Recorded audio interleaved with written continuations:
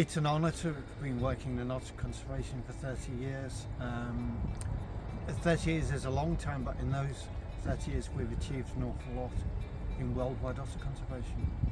And I'm looking forward to the next 30 years. We started Skye Environmental Centre in 1985, and we were looking after various wildlife. We were inspired to care for otters when we saw our very first one down near Elgol. We were down looking at the geology, and this otter came out onto a rock eating a fish, and basically was far more interesting than the rocks. So we decided we wanted to put money into conserving these wonderful animals, as they're so important to the environment, and help otters worldwide. Our biggest achievement in the International Otter Survival Fund is really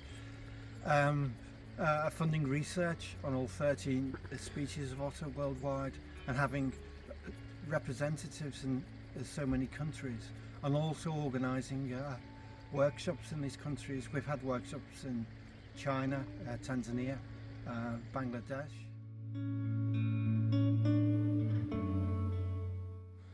It's hard to choose an actual favourite. Our very first one was one called Sue, which we released back on Skye after she'd been injured. But the one that really sticks out is Kyle. He was found in the harbour at Kyle of Lochhalsh. He had a cable tie around his neck, and his head was swollen to about double the size. When the vet got it off, you could still hear the rasping of his breathing, but after a few weeks we could release him, and you could spot him because the hair hadn't grown back around his neck, and he survived for several years after that. It also shows the danger of litter and things like cable ties and drinks can holders.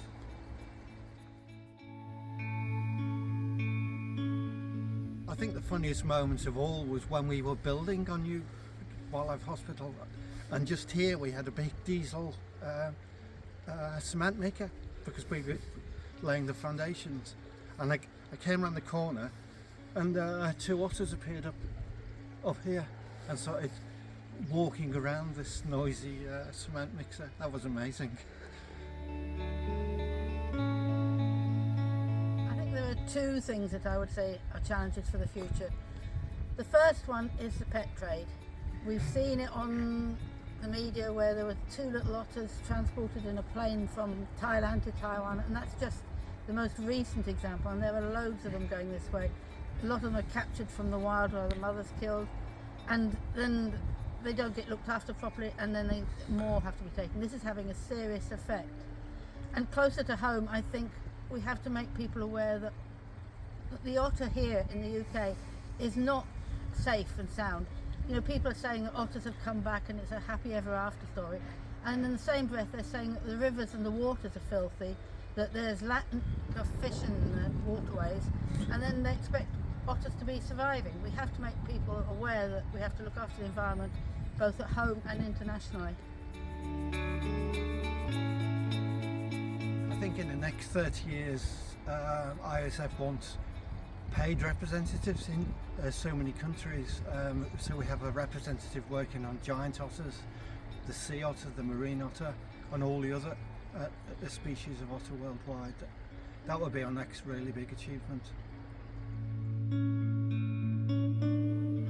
think the biggest challenge we've ever had is working with organisations that don't have the same morals of the International Otter Survival Fund. We can't work with organisations that agree with the hunting, that agree with trapping, that agree with the fur trade.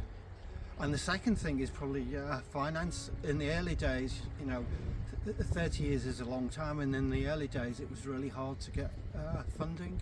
People didn't really understand what you were about, and over the 30 years it's got a lot easier, and a lot of trusts and our loyal supporters will help us all the time.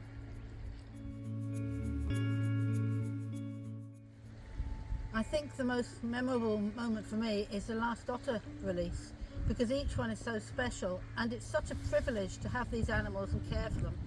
And people sometimes say you're sad when they go, and that's never the case. They're here in the short term so they can then go back to the wild, and each time we release one it's a real pleasure, and just to see it swim off and go on with the rest of its life.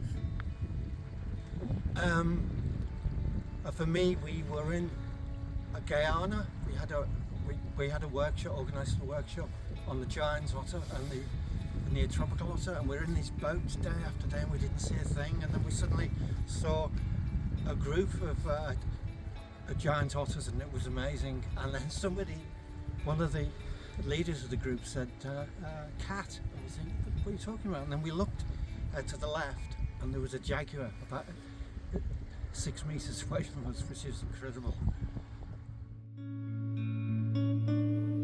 I'd just like to say a big thank you to everyone who supports what we do at IOSF, to those who've been with us for the full 30 years, and to those who've only just started to support us. You're all so important to us, and with your help and support we will carry on for the next 30 years.